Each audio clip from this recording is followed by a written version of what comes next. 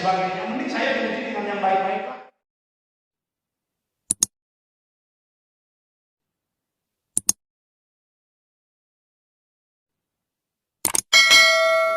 Kejadian ini dari dulu sampai sekarang dikatakan sebagai sebuah peristiwa yang sangat ajaib, yang super ajaib.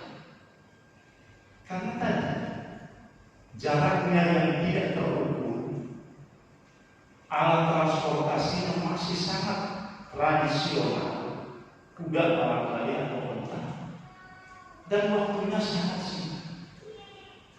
Sehingga sampai sekarang, di mana kecanggihan teknologi sudah begitu luar biasa, tetap saja orang mengatakan bahwa peristiwa atau perjalanan Isra dan Mi'raj Nabi Muhammad sebagai sesuatu yang sangat-sangat ajaib. Nah, justru dari keajaiban inilah Allah sedang menguji keimanan kita semua sebagai umat Rasulullah Shallallahu Alaihi Wasallam. Jadi dari keajaiban itu Allah sedang menguji kita. Percayakah kita dengan peristiwa ini? Sehingga kita menganggap bahwa peristiwa itu betul-betul terjadi atas kuasa Allah Subhanahu wa Ta'ala. Atau justru sebaliknya, tidak percaya dan menganggap peristiwa itu adalah sebuah dongeng yang penuh dengan khayalan dan tidak ada. Dan itu sudah terjadi semenjak dulu sampai sekarang. Jadi peristiwa Isra dan Mi'raj Nabi Muhammad SAW begitu luar biasa ajaib ini menjadi ujian keimanan kita.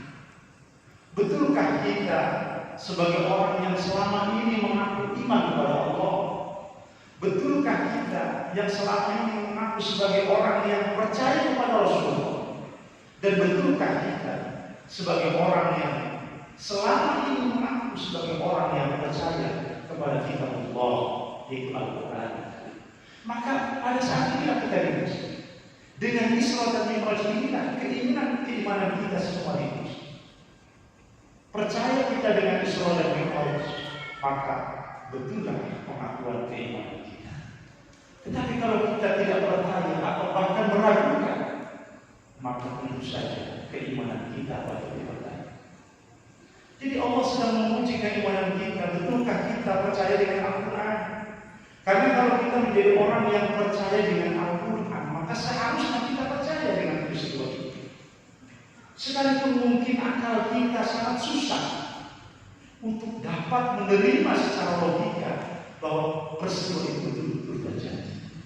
Tetapi bagi orang yang betul-betul percaya dengan Al-Quran sebagai kitab Allah, sebagai kalam Allah, sebagai kitab yang di dalamnya tidak ada kebohongan, bahkan keraguan sama sekali. Dzalikal kitabul la raiba fihi. Kitab itu Al-Quran, tidak ada keraguan sedikit pun di dalamnya, apalagi kebohongan. Maka kalau kita sebagai orang yang selama ini mengaku sebagai orang yang betul-betul percaya dengan Al-Quran, bahwa Al-Quran itu bukan karangan manusia, bahkan bukan karangan Rasulullah, tetapi karangan Allah yang diturunkan kepada Nabi Muhammad. Dan kita yakin bahwa di dalam Al-Quran dari ayat pertama sampai ayat terakhir tidak ada kebohongan sama sekali, bahkan tidak ada keraguan sama sekali. Maka kalau kita percaya kepada Al-Quran sedemikian rupa, harusnya kita percaya dengan kebenaran peristiwa Isra dan Mi'raj baginda Nabi Muhammad SAW. Kenapa? Karena peristiwa ini diabadikan oleh Allah di dalam salah satu ayatnya dalam surah Al-Isra, yaitu ayat pertama. Seperti yang sudah saya bacakan. A'udzu billahi minasyaitonir rajim. Bismillahirrahmanirrahim. Subhanalladzi asra bi'abdihi laylan minal masjidil haram ilal masjidil aqsa alladzi barakna hawlahu linuriyahu min ayatina innahu huwas samiul basir. Jelas dalam ayat pertama surat Al-Isra dijelaskan bahwa dulu Allah telah mengisrakan seorang hambanya yang bernama Muhammad Rasulullah SAW.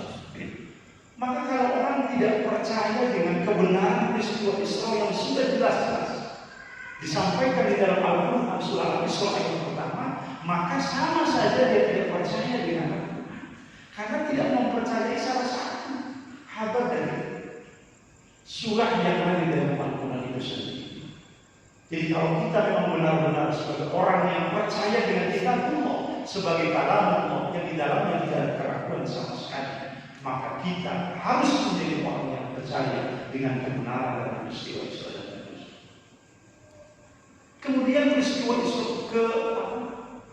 keajaiban peristiwa Isra dan Mi'raj ini juga menguji keimanan kita kepada Rasulullah SAW. Kalau kita selama ini kita percaya kepada Rasulullah bahwa beliau adalah orang yang telah dipilih oleh Allah sebagai utusannya di muka bumi, sebagai Rasul yang terakhir, utusan bagi kita semua sebagai umat Muhammad, maka kita pun harus percaya dengan peristiwa ini. Karena peristiwa ini selain diabadikan di dalam Al-Quran, juga dijelaskan oleh Rasulullah, sebagaimana yang dijelaskan dalam hadis Bukhari Muslim. Di sana dijelaskan bahwa setelah Rasulullah pulang dari perjalanan Isra dan Mi'raj, beliau menyampaikan peristiwa itu kepada orang-orang. Jadi kalau kita memang percaya kepada Rasul, maka kita harus percaya dengan peristiwa itu. Sekalipun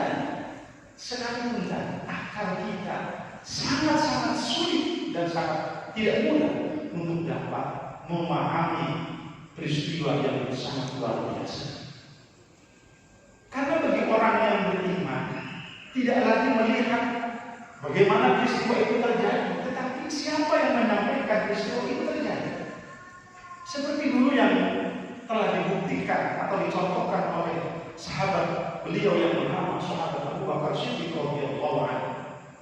Ketika orang-orang kafir Quraisy melaporkan kepada sahabat Abu Bakar Siddiq, "Hai Abu Bakar, tahukah kamu sahabat kamu yang bernama Muhammad baru saja bercerita kepada kami bahwa dia baru saja melakukan perjalanan Isra dari Masjidil Haram ke Masjidil Aqsa, bahkan di ke atas nanti. Tidak lebih dari 1 tahun. Apakah kamu percaya dengan pengumuman ini?" Kata Abu Bakar Siddiq, "Saya percaya. Kalau itu memang betul-betul yang menyampaikan adalah Muhammad Rasulullah SAW." Kemudian orang musyrikin bertanya, "Bagaimana kamu percaya dengan cerita yang begitu mustahil?" Karena yang menyampaikan itu adalah Muhammad, orang yang belum pernah berbohong sama sekali.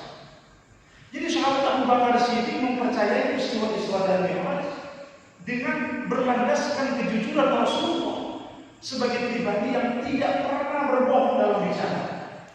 Nah, seharusnya kita pun sebagai umat Rasulullah SAW di dalam meyakini kebenaran peristiwa ini, kita tidak usah pusing-pusing memikirkan bagaimana caranya, logikanya seperti apa. Tidak usah. Kita cukup bahwa itu disampaikan oleh Rasulullah, maka kita sudah harus percaya. Karena kita yakin bahwa Rasulullah adalah manusia yang telah dipilih Allah, yang tidak pernah berbohong. Karena Rasul itu memiliki sifat wajib yang namanya syirik, di mana perkataannya selalu benar. Oleh karenanya, pantas kalau orang yang percaya dengan utusan Allah, yang beriman kepada Rasulullah, kemudian diuji dengan kebenaran peristiwa. Kalau dia termasuk orang yang percaya dengan kebenaran peristiwa ini, maka pengakuannya sebagai orang yang percaya kepada Rasul adalah benar. Tetapi kalau orang mengaku percaya kepada Rasul, tetapi dia meragukan kebenaran dari sejarah Isra dan Mi'raj ini, maka keimanannya kepada Rasul perlu dipertanyakan. Sebab Rasul telah menyampaikan dengan jelas bahwa beliau secara sungguh-sungguh telah di-Isra dan Mi'rajkan oleh Allah Subhanahu wa Ta'ala.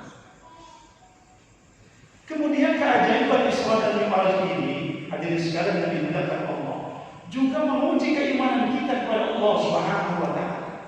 Selama ini kita mengaku sebagai orang yang beriman kepada Allah, tetapi yang tidak boleh kita lupakan, iman kita kepada Allah bukan hanya percaya bahwa Allah itu ada, Tetapi kita juga harus percaya bahwa Allah itu Maha Kuasa.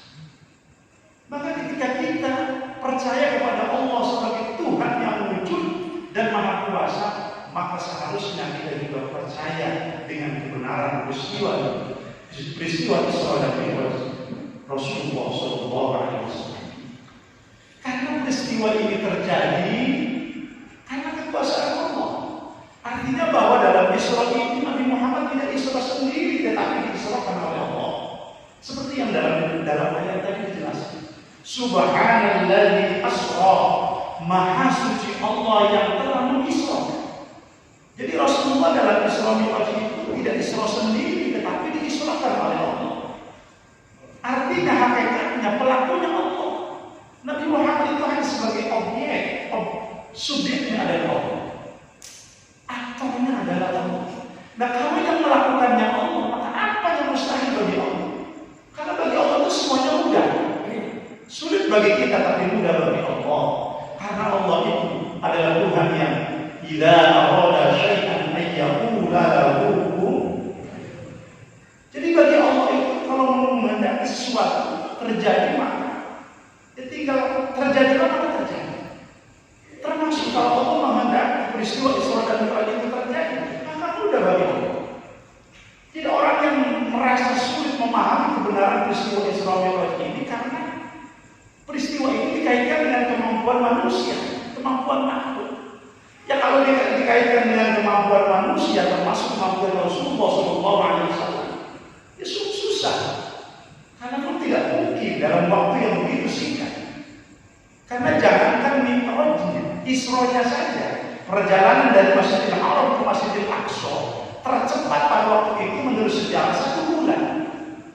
Pulang pergi 2 bulan. Rasulullah Isra dan Mi'raj tidak pulang, tidak lebih dari 1 malam. Sesuatu yang luar biasa. Makanya kalau kita memahami itu bukan dengan dasar kekuasaan Allah, akan sulit kita bisa menerima. Oleh karenanya, lagi-lagi bahwa ini adalah ujian keimanan kita kepada Allah. Imankah kita kepada Allah sebagai Zat yang Maha Kuasa? Kalau kita iman atas kekuasaan Allah, maka kita harusnya meyakini dengan seyakin-yakinnya bahwa peristiwa Isra dan Mi'raj itu betul-betul terjadi. Karena itu dilakukan oleh Allah Subhanahu wa Ta'ala. Ya cuma sayangnya kita sebagai manusia, bagi orang-orang yang tidak beriman, selalu saja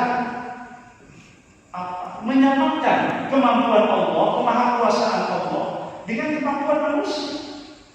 Makanya dalam kasus yang lain, ketika Rasulullah menyampaikan kepada orang-orang musyrikin Mekah bahwa nanti Allah akan membangkitkan manusia-manusia yang sudah menjadi tulang belulang, bahkan tulang belulang sudah menjadi tanah. Mereka meragukan itu. Kenapa? Karena mereka selalu menyamakan kekuasaan Allah, kemahakuasaan Allah dengan kemampuan manusia.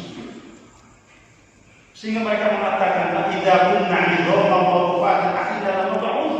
Apakah ketika kami sudah menjadi tulang belulang, sudah hancur menjadi tanah, kemudian kami dibangkitkan? Mana mungkin, kata mereka.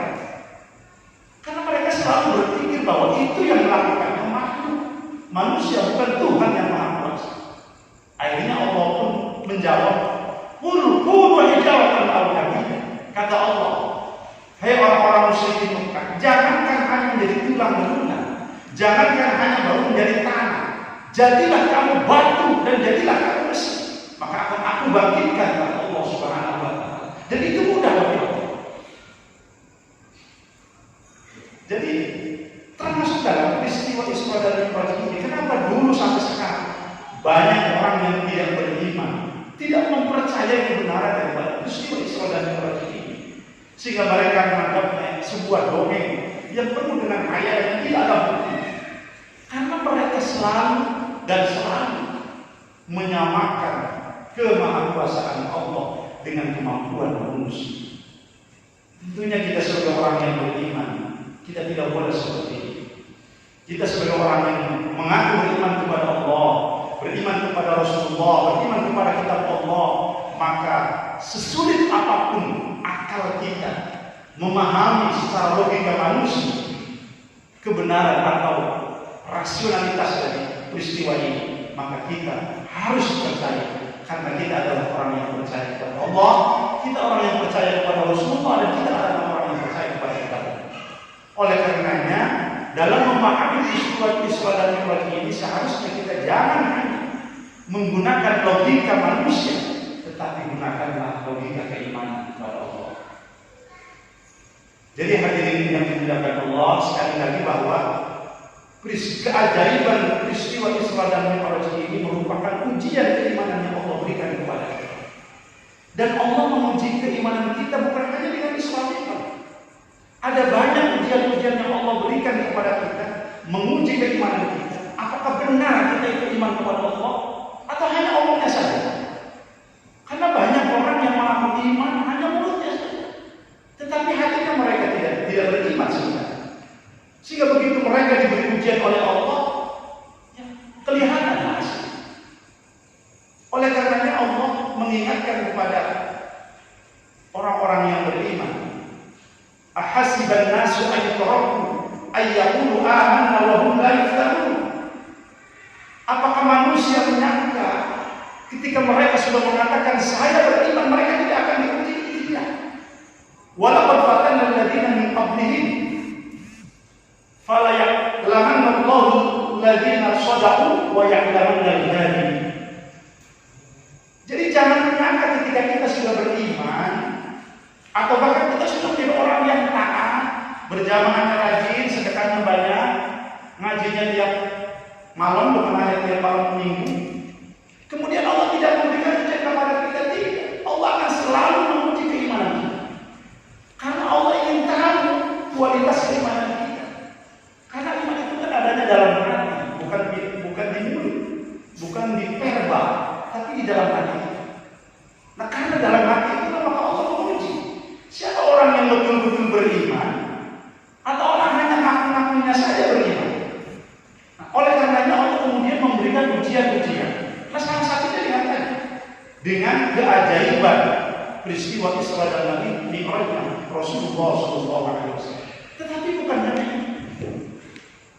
Di dalam Al-Quran Allah menjelaskan, kullu nafsin dha'iqatul maut wa nabluukum bisyarri wal khairi fitnah wa ilaina turja'un. Bahwa kata Allah itu menguji manusia itu dengan kejelekan dan juga dengan kebaikan, dengan keburukan atau dengan kebaikan. Jadi selain itu juga Allah menguji keimanan kita itu kadang-kadang dengan sesuatu yang buruk, dengan sakit, dengan wabah penyakit, dengan kebangkrutan usaha, atau meninggalnya salah satu keluarga kita, dan lain sebagainya. Atau mungkin Allah juga menguji keimanan kita dengan sesuatu yang baik, dengan pangkat dan jabatan, dengan harta yang berlimpah, dengan kesehatan yang luar biasa, yang ujung-ujungnya adalah membuktikan bahwa kita ini iman atau tidak. Karena kalau orang yang beriman, ketika dia diuji oleh Allah dengan sesuatu yang tidak baik, musibah, malapetaka, kebangkrutan, susah dalam ekonomi, dan lain sebagainya, maka akan menjadikan kesabaran. Jadi ciri bahwa orang itu betul-betul beriman, ketika Allah menguji dengan sesuatu yang tidak enak, musibah dan lain sebagainya, maka yang timbul itu kesabaran. Sebab orang yang beriman yakin, ma asaba min musibatin fil ardi wala fi anfusikum illa fi kitabin min qabli an nabraha. Bahwa tidaklah sesuatu yang terjadi di muka bumi atau pada diri kamu sekalian, kecuali semuanya sudah dicatatkan oleh Allah Subhanahu wa Ta'ala. Artinya orang yang beriman percaya bahwa apapun yang terjadi di muka bumi ini, jauh sebelum dunia ini ada, telah digariskan oleh Allah, telah ditakdirkan oleh Allah Subhanahu wa Ta'ala.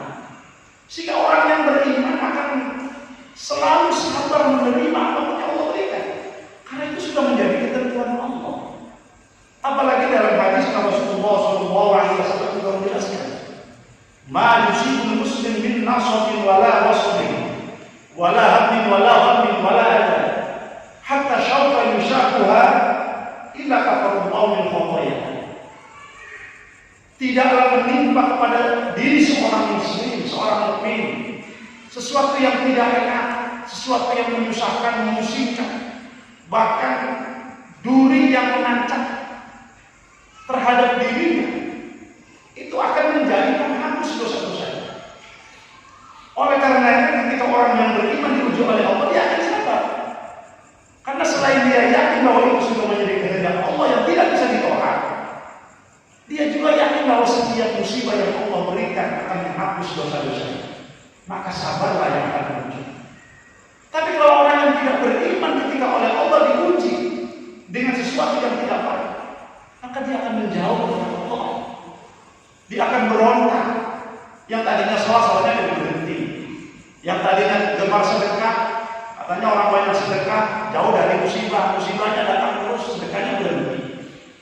Nah itu karena mereka tidak meyakini bahwa segala apa yang terjadi itu adalah sudah menjadi kehendak Allah Subhanahu wa Ta'ala.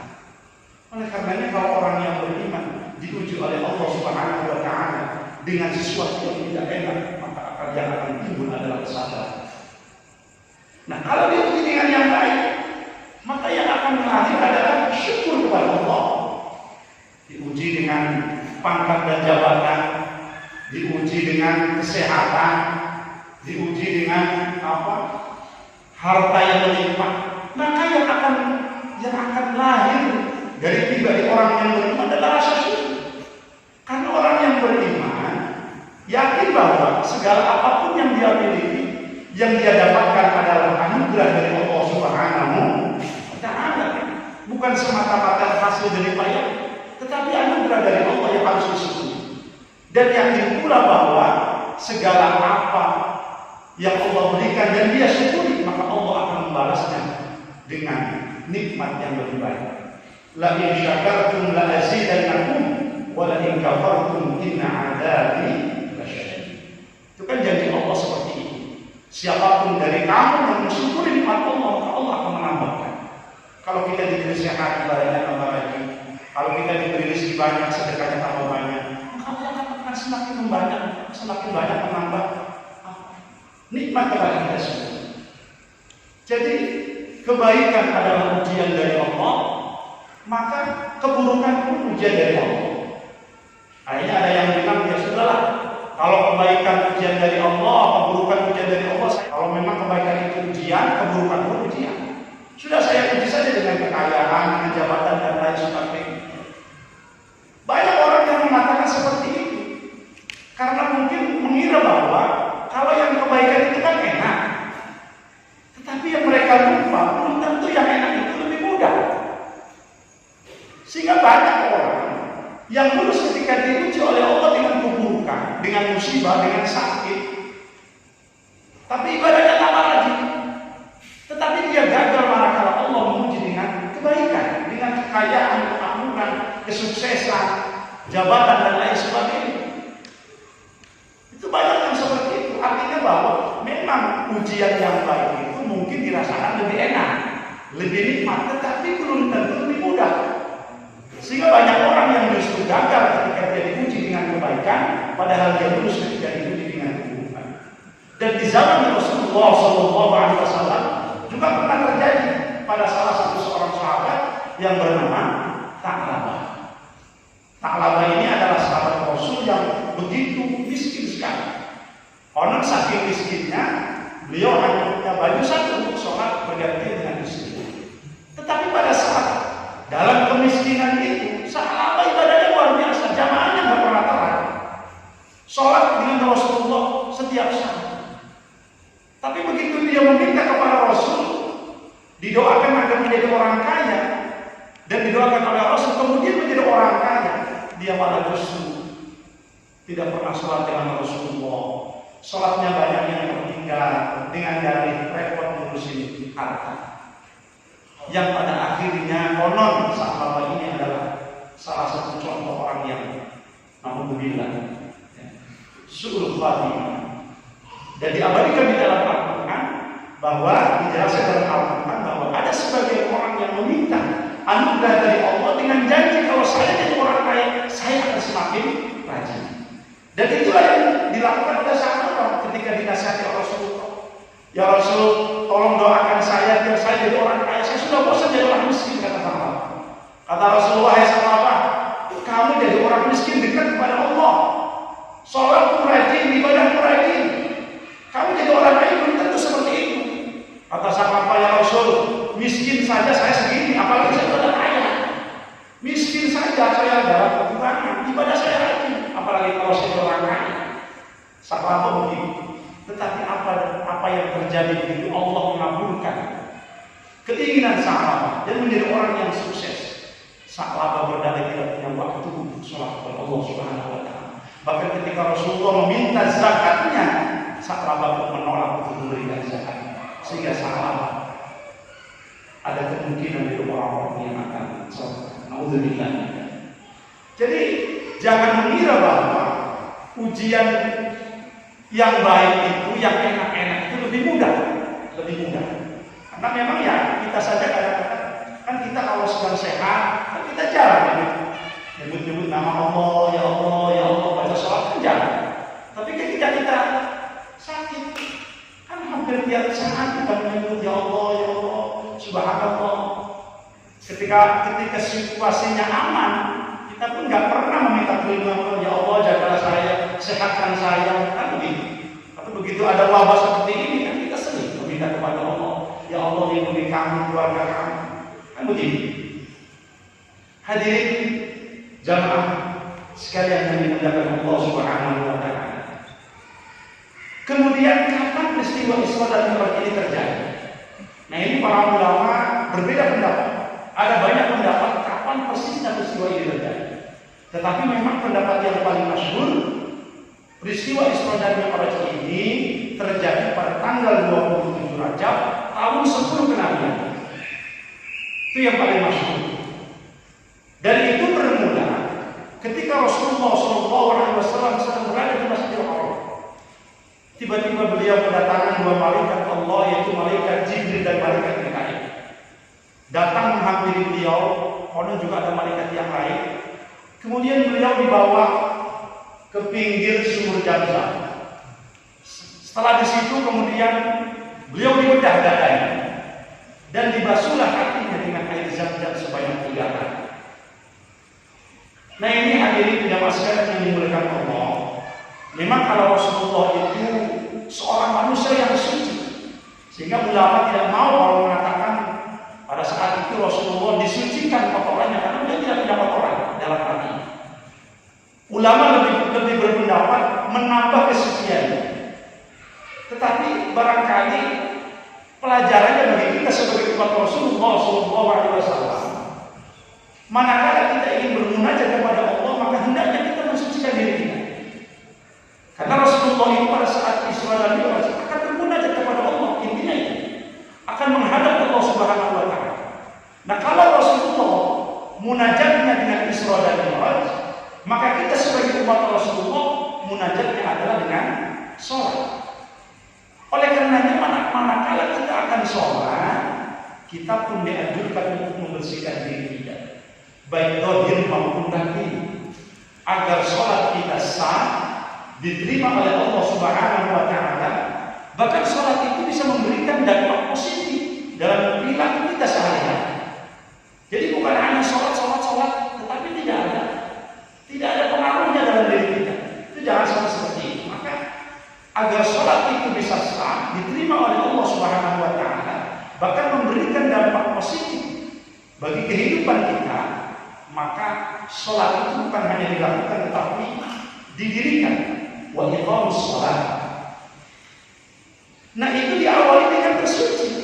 Sucikan zahir kita dari hadas kecil maupun besar. Kalau hadas kecil kita sucikan dengan wudu, kalau hadas besar kita sucikan dengan mandi junub. Kemudian kita sucikan juga dari najis. Pakaian kita, badan kita, tempat sholat kita sucikan dari najis. Bukan hanya itu, hati kita pun dibersihkan dari kotoran-kotoran. Agar sholat kita bukan hanya sah tetapi boleh diterima. Karena kalau hanya sekedar sah, kalau syarat rukunnya sudah beres, maka itu sudah sah. Tapi yang sah itu belum tentu diterima.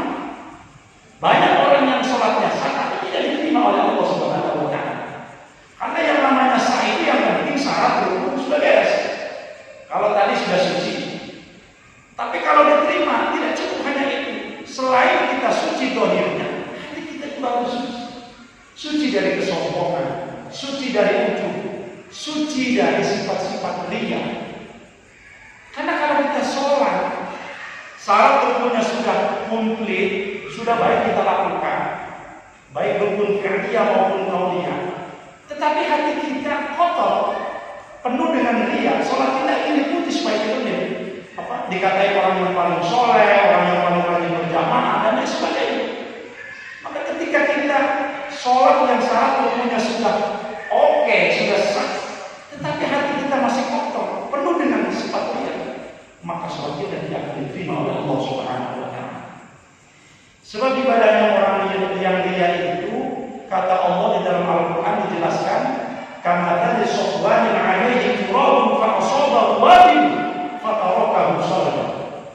Jadi seperti batu yang kemudian diletakkan di situ debu dan terhempas oleh air hujan yang besar, maka tidak ada yang tersisa sama sekali. Itulah gambaran ibadahnya orang-orang yang melakukan ibadahnya bukan karena Allah, tetapi karena pamer atau Allah. Oleh karenanya kita harus membersihkan itu agar munajat kita kepada Allah betul-betul sempurna, tidak hanya sah tetapi diterima oleh Allah. Bahkan masih lebih tinggi lagi, bukan hanya diterima, tetapi juga punya pengaruh dalam kehidupan sehari-hari. Karena sebenarnya sholat itu sebuah instrumen yang Allah berikan kepada kita dalam rangka memperbaiki perilaku kita sebagai umat Islam. Oleh karenanya, selain juga kita membersihkan dohir kita dari najis, dari hadas, membersihkan batin kita dari sombong, dari ujub, dari riya, juga kita membersihkan hati kita dari pikiran-pikiran duniawi agar sholat kita menjadi khusyuk. Karena kalau sholat kita hatinya tidak bersihkan dari pikiran-pikiran duniawi, urusan kantor, urusan rumah tangga, urusan cicilan mobil, urusan corona dan lain sebagainya, maka sulit kita bisa bermunajat kepada Allah dengan baik, karena kita tidak bisa mencapai khusyuk. Dan itu tidak mudah. Jadi kita mengosongkan hati kita bahwa sholat kita itu hanya semata-mata hati kita untuk Allah itu susah. Padahal pada saat sholat kita kan sudah berikrar kepada Allah. Inni wajjahtu wajhiya lilladzi fataras samawati. Sesungguhnya aku menghadapkan jiwa dan raga. Jadi sebenarnya wajah itu bukan hanya wajah. Kalau hanya wajah mudah. Kalau sholat hanya menghadapkan wajahnya kepada Allah mudah. Jadi sebenarnya bukan hanya wajah tetapi jiwa dan raga. Kenapa yang disebutkan wajah? Karena wajah itu mewakili. Jadi kalau kita ingin menganalisa seseorang, cukup kita lihat wajahnya saja. Sekalipun tangannya nggak kelihatan, kakinya nggak kelihatan, begitu sudah kelihatan wajahnya, kita kan mudah. Oh, si A, si B, si Fulan, gitu. Tapi kalau kita nggak bisa lihat wajahnya, walaupun tangannya nggak kelihatan, sekujur tubuhnya kelihatan, wajahnya nggak kelihatan, kita bisa mengenali. Makanya wajah itu menjadi mewakili semuanya. Seperti ini. Bisa. Jadi kembali lagi bahwa yang namanya Isra dan Mi'raj ini merupakan ujian dari Allah Subhanahu wa Ta'ala atas keimanan kita. Sehingga bagi kita orang yang beriman, haruskah kita percaya dengan seyakin-yakin bahwa peristiwa Isra dan Mi'raj itu betul-betul terjadi. Karena dijelaskan di dalam Al-Quran, disampaikan oleh Rasulullah SAW, dan itu terjadi karena memang kemahakuasaan Allah Subhanahu wa Ta'ala.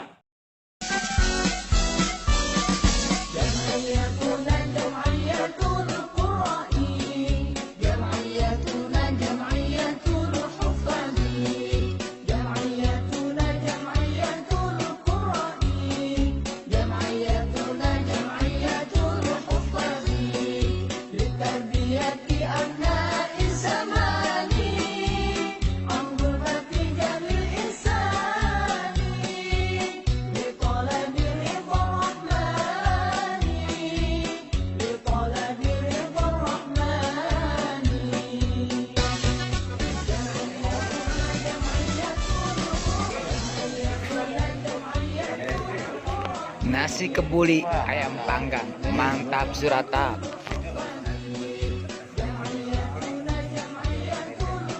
Hei, mantap. Mantap. Ya, mantap.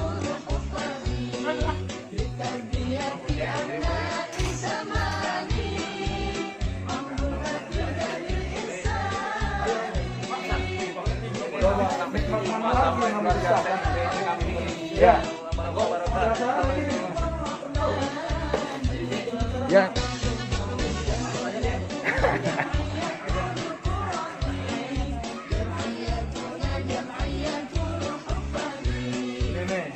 Ini modernnya rumah Taufik.